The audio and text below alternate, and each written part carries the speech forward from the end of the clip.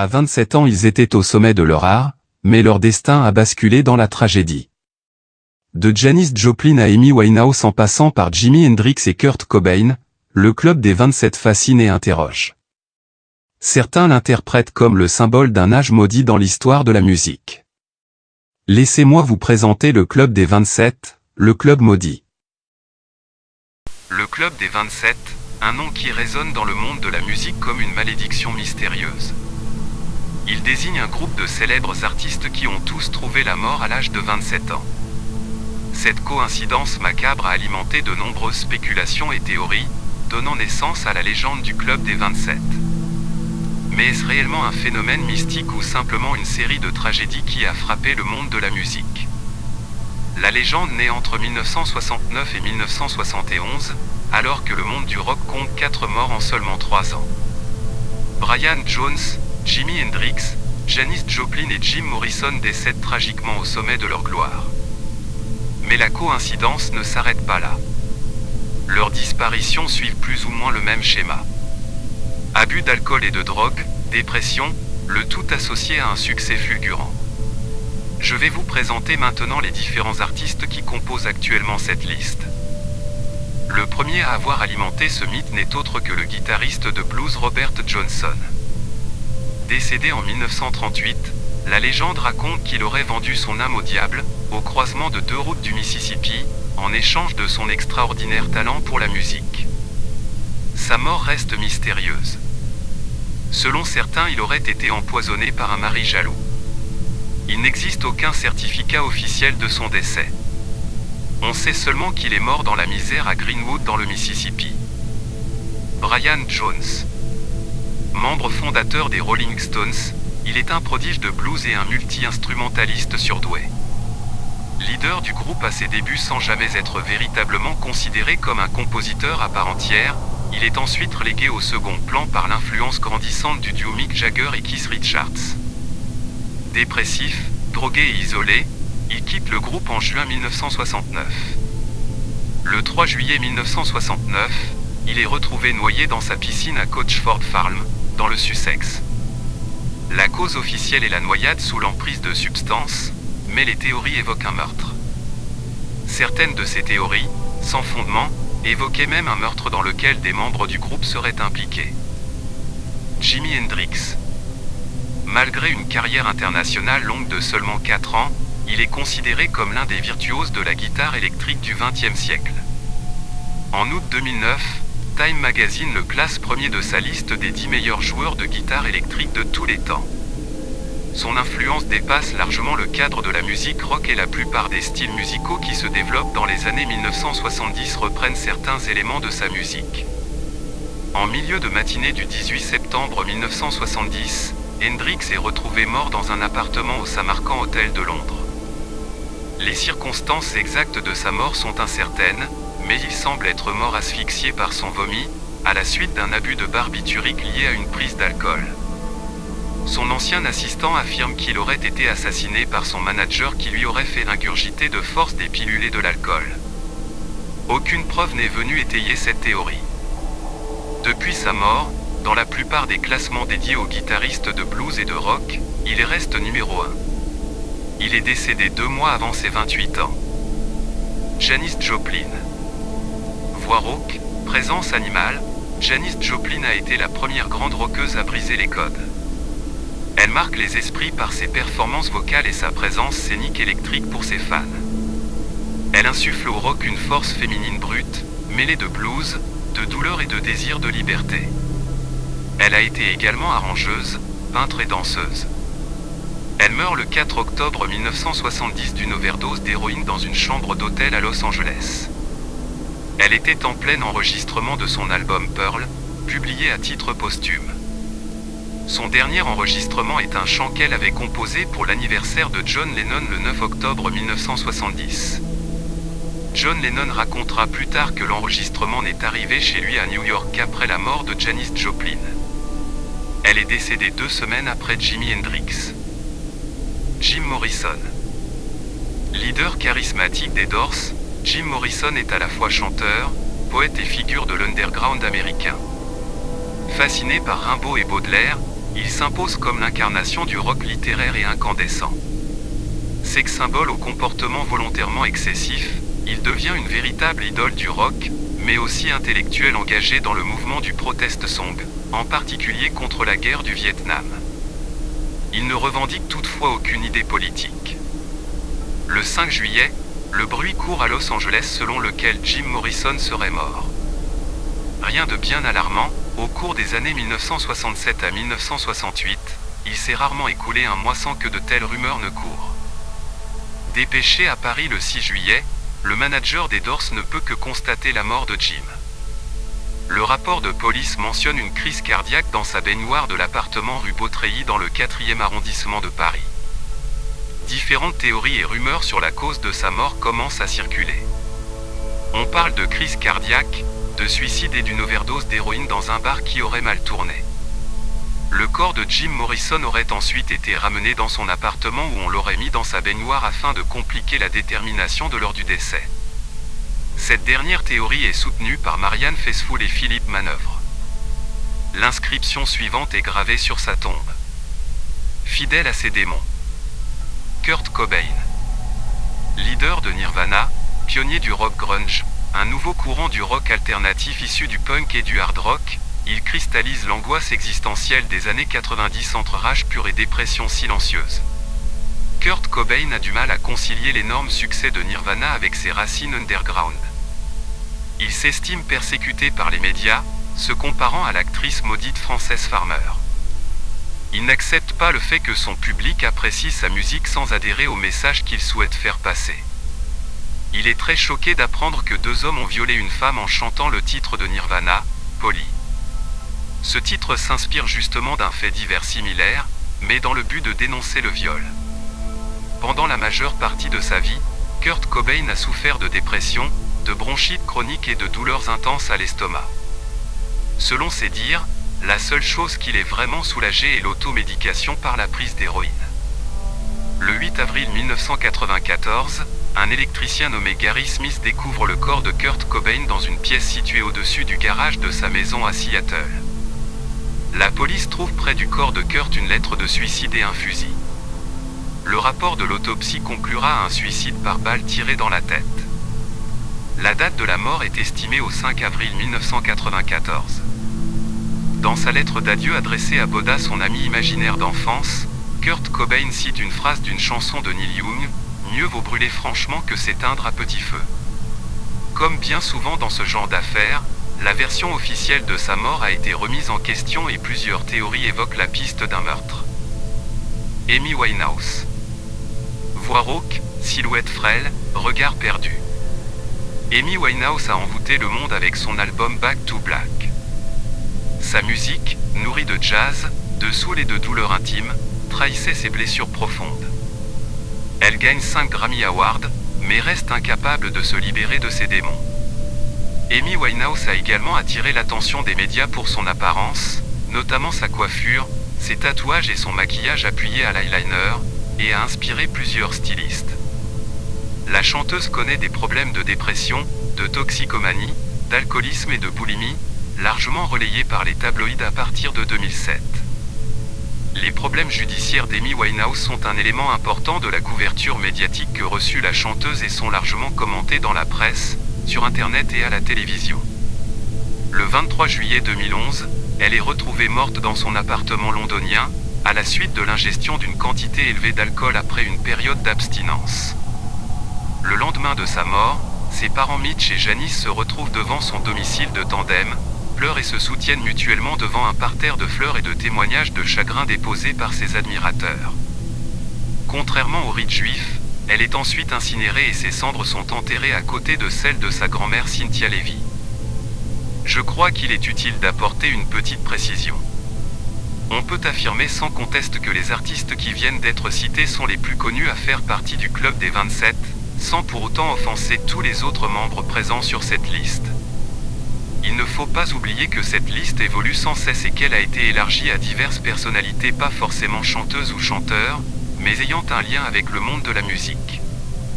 Si le noyau originel du club des 27 se forme autour des icônes du rock des années 60 et 90, la légende s'est ensuite étendue à d'autres artistes, venus d'horizons musicaux, esthétiques et culturels différents, mais qui partagent tous la même trajectoire fulgurante et tragique. Car ce qui relie les membres du club, au-delà du chiffre et de la célébrité, c'est un même vertige existentiel, une même incapacité à durer dans un monde qui les consomme autant qu'il les célèbre. Leur œuvre a marqué leur temps, leur mort les a transformés en symboles. Il est également difficile d'avoir un chiffre précis sur le nombre d'artistes qui composent cette liste. Apparemment le chiffre est de 44 personnalités. Il serait fastidieux de toutes les citer. Je vous présente tout de même encore quelques artistes présents dans le club maudit. Carl Robert Creighton. Carl Robert Creighton était un pianiste allemand possédant également la nationalité néerlandaise. Enfant prodige, il effectue ses débuts à l'âge de 10 ans à Düsseldorf avec un programme Mozart-Schubert. Fin 1937, Creighton s'installe à Berlin où il donne un concert triomphal à la salle Beethoven. La carrière de Creighton fut couronnée de succès jusqu'en 1943, principalement grâce à des œuvres de Beethoven et de compositeurs romantiques, mais aussi de musiciens contemporains tels qu'Igor Stravinsky et Serge Prokofiev. En cette période troublée, Hitler est au pouvoir en Allemagne. Au printemps 1943, l'ingénieur Willy Ott et son épouse Hélène, une amie de sa mère, mirent à sa disposition la salle de musique et de répétition de leur appartement.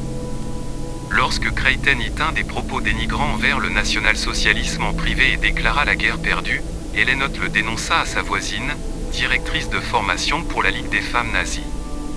Le 3 mai 1943, il fut arrêté par la Gestapo à Heidelberg où il devait donner un concert.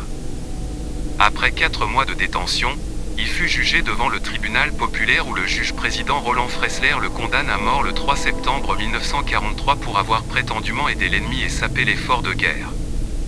Plusieurs demandes de grâce furent immédiatement déposées, mais toutes furent refusées. Carl Robert Creighton a été pendu le 7 septembre 1943. Alan Wilson. Fils d'une pianiste, Alan Wilson passe son diplôme de musicologie à l'université de Boston. Excellent harmoniciste et solide guitariste, il est également expert dans les origines du blues. En novembre 1965, il fonde avec son ami le chanteur et harmoniciste Bob Haidt, tout aussi passionné de blues que lui, un groupe de blues rock, Candid. En raison de son visage rond, de sa nature studieuse et de sa très mauvaise vue, on le surnomme le hibou aveugle. Avec son groupe, il participe à de nombreux festivals, notamment Monterey et Woodstock. Militant écologiste actif, il collabore à la création d'une organisation formée dans le but de préserver des séquoias. Le 3 septembre 1970, son corps est découvert dans un sac de couchage à Topanga Canyon près de Los Angeles. Il avait choisi de passer la nuit en solitaire, au milieu de la nature qu'il aimait tant. Dépressif, il succombe à une overdose de drogue à 27 ans. Ria Bartók. De son vrai nom Marie-Louise Pless, d'origine allemande, Ria Bartók est la fille d'un chanteur d'opéra.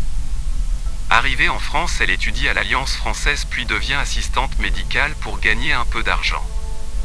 Repérée lors d'une soirée où elle chante avec des amis, elle passe une audition et décroche un contrat. Elle connaît son premier succès à l'âge de 20 ans avec le titre « Parce que j'ai revu François ». Faisant partie de la vague yéyé des années 60, Ria Bartók éprouve de la peine à se faire connaître d'un large public. Des chanteurs de sa génération tels que Johnny Hallyday, Sylvie Vartan ou encore Richard Anthony lui font passablement d'ombre. Elle connaît toutefois son plus grand succès avec la chanson « Et quelque chose me dit ». Elle continue d'enregistrer quelques disques de 1963 à 1966 et donne son dernier concert en France le 13 mai 1967. Elle décédera tragiquement dans un incendie qu'elle avait malheureusement provoqué en s'endormant avec sa cigarette. Pete Ham. Chanteur, guitariste et compositeur gallois, Pete Ham est également cofondateur du groupe de rock à succès Badfinger. Dès 1966, les Gallois déménagent pour Londres avec l'appui de leur manager Bill Collins. Si les contacts avec Ray Davies des Kinks n'aboutissent pas, c'est Mal Evans, assistant des Beatles, qui les présente au Fab Four et leur obtient un contrat avec Apple. Malgré quelques succès d'estime, la reconnaissance à laquelle ils aspirent viendra avec une composition de Paul McCartney, Come and Get It. Les années suivantes, Badfinger rencontre un succès grandissant au Royaume-Uni et en Europe, mais le déclin du label Apple, comme certains choix financiers de leur manager Stan Polley, contribue à la fin du groupe. Dans la nuit du 23 avril 1975, Ham reçut un appel téléphonique des États-Unis l'informant que tout son argent avait disparu. Plus tard dans la soirée, il rencontra Tom Evans et ils se rendirent ensemble au pub The White Hart dans le Surrey où le chanteur, désabusé, but une dizaine de whisky au cours de la soirée. Evans le ramena chez lui à 3 heures du matin. Ham s'est pendu dans son atelier garage à Woking plus tard dans la matinée, 3 jours seulement avant son 28e anniversaire. Dans sa lettre de suicide, adressée à sa petite amie Anerio et à son fils Blair, il reprochait à Polley une grande partie de son désespoir et également son incapacité à surmonter les déceptions de la vie. On pouvait y lire « Anne, je t'aime. Blair, je t'aime. Je ne pourrais pas aimer et faire confiance à tout le monde. C'est mieux ainsi. » Signé Pete. Stan Polley est un salaud sans âme. Si je le pouvais, je l'emmènerais avec moi. Mia Zapata. Mia Zapata est née et a grandi à Louisville dans le Kentucky, où elle a appris à chanter et jouer de la guitare. Mia Zapata était issue d'une famille aisée, mais vivait souvent sans confort matériel. Vers la fin 1986, elle contribue à la fondation du groupe The Gits. En 1989, elle déménage à Seattle avec les autres membres du groupe où la scène grunge est en pleine explosion. Le groupe sort une série de singles sur de petits labels locaux indépendants entre 1990 et 1991 qui sont bien accueillis. En 1992, le groupe sort son premier album et obtient de bonnes critiques. Leur réputation s'accroît progressivement avant que le groupe n'entre en studio en 1993 pour travailler à son second album. Malheureusement, la tragédie allait la frapper de plein fouet. Peu après 2 heures du matin le 7 juillet 1993, Mia Zapata quitta le Comet Tavern, un bar miteux de Capitol Hill, lieu de rencontre prisé de la scène musicale de Seattle. Elle logeait dans un studio au sous-sol d'un immeuble situé à un pâté de maisons de là et rendit brièvement visite à une amie qui habitait au 2e étage. Ce fut la dernière fois que Mia Zapata fut vue vivante. Son corps fut découvert à 3h20 près de l'intersection de la 24e avenue Sud et de la rue South Washington. Elle avait été battue, violée et étranglée. On pense qu'elle a croisé son agresseur peu après 2h15. Son corps ne fut pas identifié immédiatement, car elle ne portait aucun papier d'identité. Il faudra 10 ans pour retrouver son meurtrier. Un test ADN aléatoire permettra d'identifier son assassin, un dénommé Jesús Mesquia, un pêcheur cubain. Le 25 mars 2004, il est condamné à une peine de 36 ans de prison. Mesquia meurt à l'hôpital de Pierce County, État de Washington, le 21 janvier 2021, à l'âge de 66 ans. Alexandra. Née durant la Seconde Guerre mondiale, Alexandra est une chanteuse allemande qui a connu du succès dans les années 60. À 17 ans, elle rêvait de devenir styliste, quitta l'école et entreprit des études de graphisme. Durant cette période, elle exerça divers petits boulots, notamment sténographe et femme de chambre. En 1961, elle s'installa à Hambourg avec sa mère divorcée et sa sœur et intégra l'école supérieure de mode. En 1962, elle participa au concours de Miss Allemagne et termina 9e. La même année, elle épousa Nikolaï Nefedov, un émigré russe de 30 ans son aîné, qui vivait chez elle. Elle projeta alors d'émigrer aux États-Unis avec son mari. Le 26 juin 1963, elle donna naissance à leur fils, Alexandre. Le mariage se termina par un divorce. Doris Nefedov et son fils restèrent en Allemagne. Le producteur Fred Weyrich remarqua sa voix grave et son talent. Il lui obtint un contrat de 5 ans avec une maison de disques. Elle devint une star sous le nom de scène d'Alexandra. Ce nom de scène, choisi par Fred Weyrich, faisait référence à son fils, Alexander. À 25 ans, Alexandra connaît son premier succès et ses premiers tubes. À l'automne 1968, Alexandra quitte Hambourg et s'installe avec sa mère et son fils à Munich. Le 31 juillet 1969, Alexandra conduisait sa voiture de Hambourg à Sylt pour des vacances avec son fils de 6 ans et sa mère. À Tellingstedt, sur la route nationale 149, elle arriva à l'intersection avec la route fédérale 203, qu'elle s'apprêtait à traverser. Un camion, prioritaire, percuta le côté droit de sa voiture, la projetant à plus de 20 mètres dans le fossé. Son véhicule fut gravement endommagé. Alexandra mourut sur le coup et sa mère décéda plus tard à l'hôpital. Son fils, qui dormait sur la banquette arrière, fut légèrement blessé. Alexandra fut inhumée sous son nom de scène dans la section 101 du cimetière Westfriedhof de Munich. Ronald Pigpen McKernan. Ronald Pigpen McKernan est un membre fondateur du groupe de rock Grateful Dead. Il a assuré dans le groupe à la fois les rôles de chanteur, d'harmonica, d'organiste, de percussionniste et parfois de guitariste. Il a grandi au milieu d'amis afro-américains et a toujours été très marqué par la musique et la culture noire.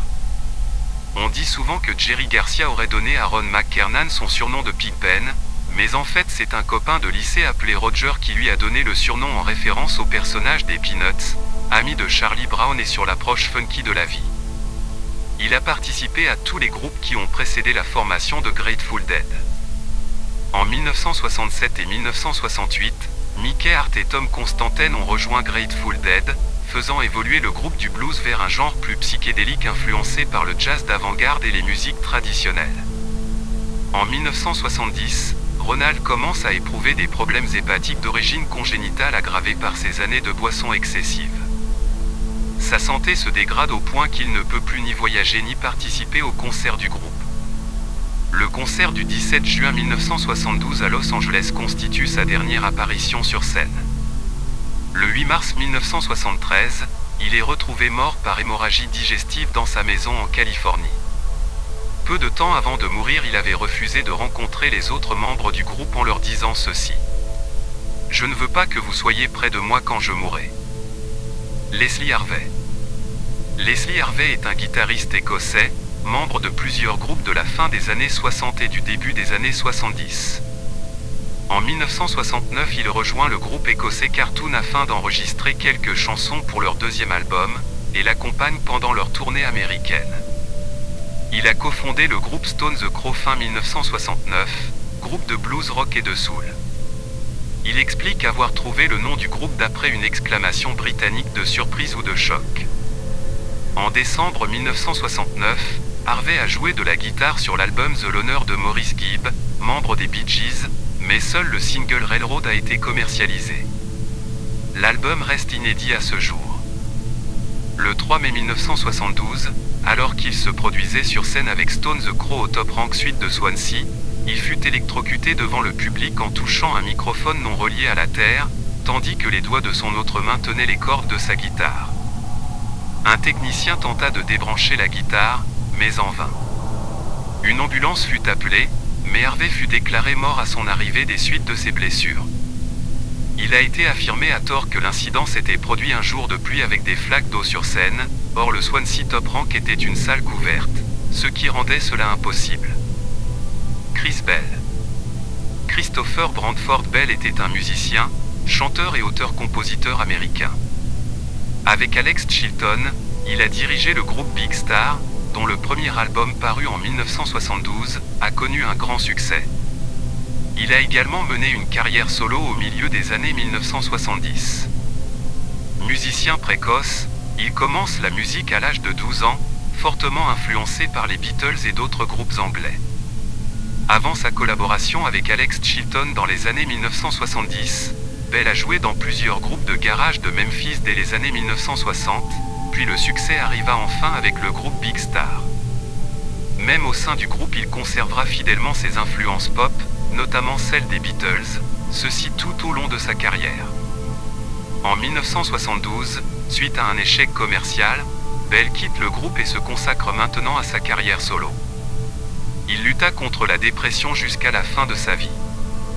Il eut également des problèmes d'alcool et de drogue, tout en se convertissant au christianisme. Selon un de ses amis, Chris Bell a lutté toute sa vie contre une attirance sexuelle refoulée pour les hommes et une homophobie intériorisée.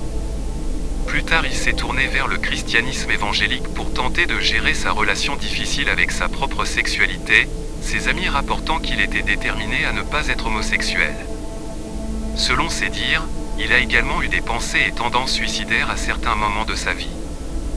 Le 27 décembre 1978, peu après 1 heure du matin, Chris Bell rentrait chez lui après une répétition avec son groupe.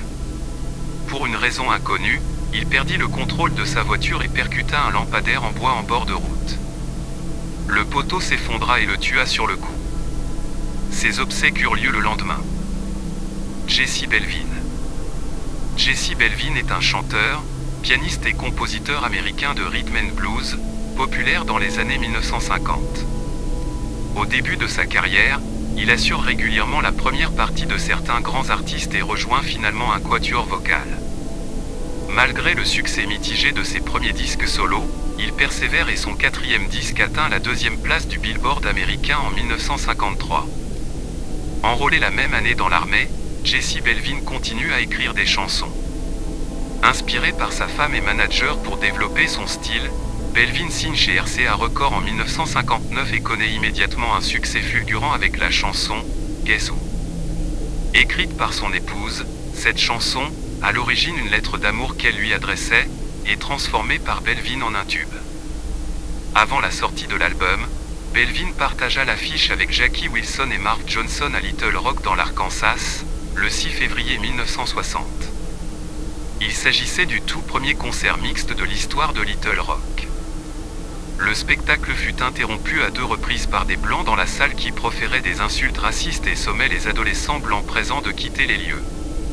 Après le spectacle, Belvin et sa femme ont été tués dans une collision frontale près de Hope en Arkansas. La police soupçonnait que la voiture de Belvin avait été trafiquée. Jackie Wilson a déclaré à la presse qu'il avait demandé à son avocat d'enquêter sur l'affaire, mais aucune conclusion officielle n'a jamais été tirée. J'éprouve vraiment un étrange sentiment. Une fois le montage de la vidéo proprement dite terminé, plusieurs informations se sont affichées sur mon ordinateur, ce qui est tout à fait normal. Mais lorsque j'ai vu la première info, j'ai ressenti un petit frisson. L'affichage au milieu de mon écran indiquait « Nombre de minutes de votre vidéo, 27 ». Vraiment bizarre.